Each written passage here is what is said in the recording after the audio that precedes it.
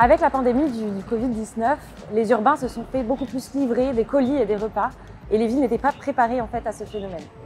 Nous avons souhaité expérimenter une solution qui permette de répondre à ces enjeux entre le mobilier urbain et l'immobilier logistique. Cette expérimentation en fait est caractérisée par le déploiement de micro-hubs qui permettent de faciliter la livraison du dernier kilomètre, voire des derniers mètres, la livraison que l'on va faire à vélo ou à pied. Alors ces micro-hubs sont des objets hybrides entre l'immobilier classique de la logistique, les grands entrepôts qu'on voit au sortir ou à l'entrée des villes, et le petit mobilier urbain qu'on voit dans l'espace public. C'est une réflexion d'urbanisme tactique, c'est-à-dire qu'on a un objet qu'on va positionner à un endroit mais qu'on va peut-être pouvoir déplacer, qu'on va peut-être pouvoir agrandir ou enlever si ça ne fonctionne pas. Donc on est parti de la brique la plus répandue dans l'espace public, celle d'un stationnement, d'une place de parking de voitures. Et donc on a dimensionné cet objet sur cette base-là, en se disant qu'il pouvait s'assembler demain, si on a besoin, pour devenir un peu plus grand.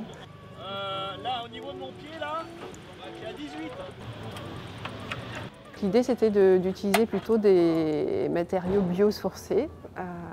Donc on s'est très vite orienté vers le bois, du robinier.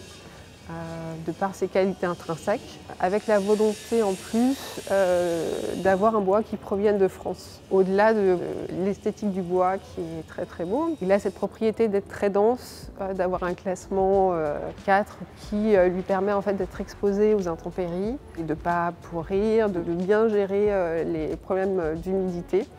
À Sogaris, dans le cadre du portage de cette expérimentation. Nous sommes en train de transformer l'espace public à Paris.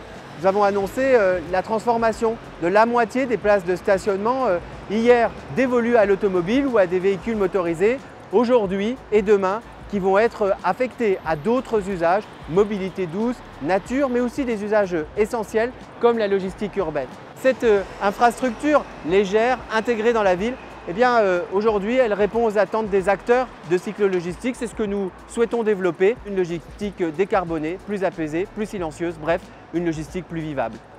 Ce type d'équipement logistique, il doit bénéficier aux acteurs de l'économie sociale et solidaire, c'est-à-dire des acteurs qui s'engagent pour une économie où les salariés sont bien rémunérés, où ils ont des conditions de travail qui sont décentes. Il faut penser ce type d'équipement logistique comme un équipement total qui répond à des problématiques environnementales mais aussi sociales.